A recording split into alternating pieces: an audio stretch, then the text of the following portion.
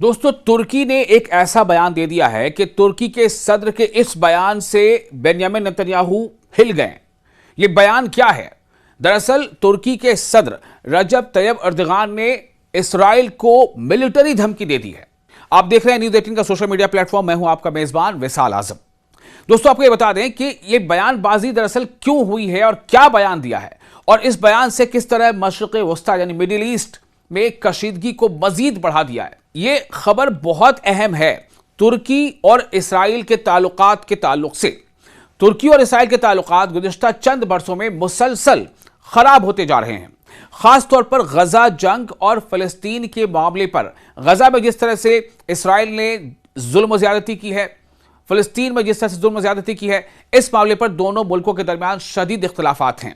और अभी जो हालिया जो एक बयान आया है रजब तैयब अर्दवान का, वो बयान सीधे तौर पर यह है कि जब तुर्की अगर चाह लेगा तो इसराइल में घुसकर एक्शन लेगा। यह बयान है, मिलिट्री एक्शन लेगा। पूरी तफसील आपको बता रहे हैं। हाल ही में एक अवामी खिताब में तुर्की के सदर यानी प्रेसिडेंट रजब तैयब अर्दोगान ने इसराइली क़यादत, खास तौर पर बेंयामिन नेतन्याहू को सख्त तनकीद का निशाना बनाया। रजब तैयब अर्दोगान ने इसराइल पर खून और नफरत में अंधा होने का इल्जाम लगाया। आप सोचिए क्या कहा उन्होंने। रजब तैयब अर्दोगान ने इसराइल पर खून और नफरत में अंधा होने का इल्जाम लगाया। फिलिस्तीनियों के खिलाफ कार्रवाइयों को सख्त अल्फाज में तनकीद का निशाना बनाया। सबसे अहम बात यह थी कि रजब तैयब अर्दोगान ने एक बराह रास्त फौजी इशारा देते हुए कहा कि जिस तरह हम लीबिया और नगरोनो काराबाख में दाखिल हुए, वैसे ही हम इसराइल में भी दाखिल हो सकते हैं। यह बहुत बड़ी बात है। यह बहुत बड़ी एक चेतावनी है इसराइल के लिए, तुर्की की जानिब से, तुर्की के सदर एर्दोआन की जानिब से। क्या कहा उन्होंने कि जिस तरह हम लीबिया और नगरोनो काराबाख में दाखिल हुए, वैसे ही हम इसराइल में भी दाखिल हो सकते हैं। यह बयान दरअसल एक मुमकिना मिलिट्री एक्शन की वार्निंग के तौर पर देखा जा रहा है। रजब तैयब अर्दोआन ने मजीद कहा कि खित्ते की मौजूदा सूरत हाल और आलमी ताकतों की मुदाखलत ने तुर्की को अब तक बराह रास्त कार्रवाई से रोके रखा है। अगर हालात मुख्तलिफ होते तो तुर्की पहले ही इसराइल के खिलाफ सख्त इकदाम कर सकता था। यानी इशारा इस तरफ था कि ईरान और अमेरिका में बातचीत हो रही है।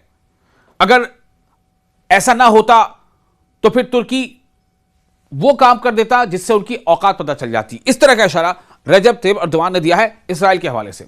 यह बयान इस बात की तरफ इशारा करता है कि तुर्की खुद को एक इलाकाई ताकत के तौर पर पेश कर रहा है।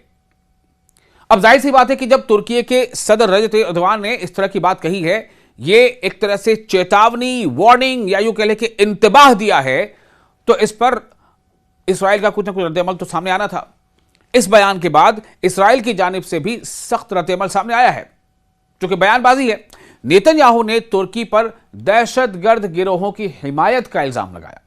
उन्होंने कहा कि इसराइल ईरान और उसके इत्तेहादियों के खिलाफ कार्रवाइयां जारी रखेगा। यह नेतन्याहू कह रहे हैं। दरअसल तुर्की और इसराइल के दरमियान यह सिर्फ लफ्जी जंग नहीं है, बल्कि सिफारती बहरान की शक्ल इख्तियार कर रही है। जी हां, जिसे कहते हैं ना डिप्लोमेटिक एक इशू, सिफारती बहरान, ये डिप्लोमेटिक स्टैंड ऑफ की शक्ल इख्तियार करती जा रही है। दोनों मुल्कों में दोनों ममालिक एक दूसरे को खित्ते के लिए, पूरे इस रीजन के लिए खतरा करार दे रहे हैं। मशरिक़ वस्ता यानी मिडिल ईस्ट में पहले से जारी तनाज़ात, जिनमें ईरान का तनाज़ा, गजा का मामला, और अब जो इसराइल लेबनान पर अंधाधुंध फायरिंग किए जा रहा है, अंधाधुंध हमले किया जा रहा है, बमबारी किया जा रहा है, तमाम बैनुल अक़वामी क़वानीन की खिलाफ वर्जी करते हुए। यहां तक कि यूएन की भी कई एजेंसीज ने इसे कंडेम किया है।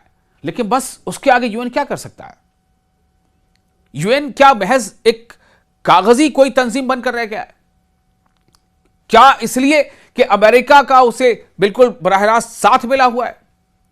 तो इस कशीदगी को मजीद बढ़ा सकते हैं जो बहरान लगातार चल रहे हैं। ईरान वाले इशू अभी आप देख ही रहे हैं किस तरह से हॉर्मुज़ को लेकर क्या तानातनी चल रही है।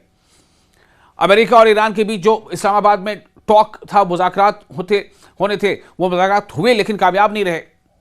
और जबकि जो इसराइल के साथ ये जो तनाज़ा है, इसराइल का तनाज़ा ईरान के साथ, इसराइल का तनाज़ा, इसराइल जो है फ़लस्तीन पर लगातार वो उस पर कब्जे किए जा रहा है, गजा पर बमबारी कर रहा है, वेस्ट बैंक पर कब्जा किया जा रहा है, लेबनान पर हमले कर रहा है, लेबनान की ज़मीन के अंदर दाखिल होकर के उसे बफर जोन बनाने की कोशिश कर रहा है। लेकिन इन सब के साथ साथ ईरान के साथ मामला क्या है, जबकि 1979 के इस्लामी इनकलाब के बाद से ही इसराइल के ईरान के साथ मुखालिफाना ताल्लुकात रहे हैं।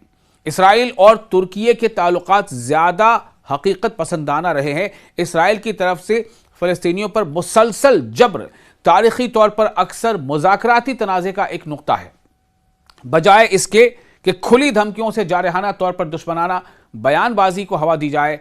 ताहम 2000 की दहाई के अवाइल में, सन 2000 की दहाई की अवाइल में, शुरुआत में ही इख्तिदार में आने के बाद से तुर्क सदर रजब तैयब एर्दोगान इसराइल के खिलाफ सख्त तनकीद करते रहे हैं।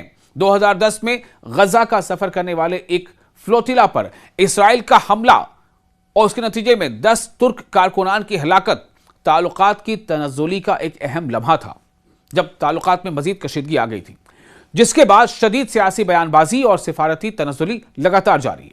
और अब यह सीधा बयान तुर्की का कि वो लीबिया और करावाफ जैसे जो एक्शन ले सकते हैं इसराइल के खिलाफ, ये अपने आप में बहुत बड़ी और बहुत ज्यादा इस कशीदगी में इजाफे को जाहिर करता है।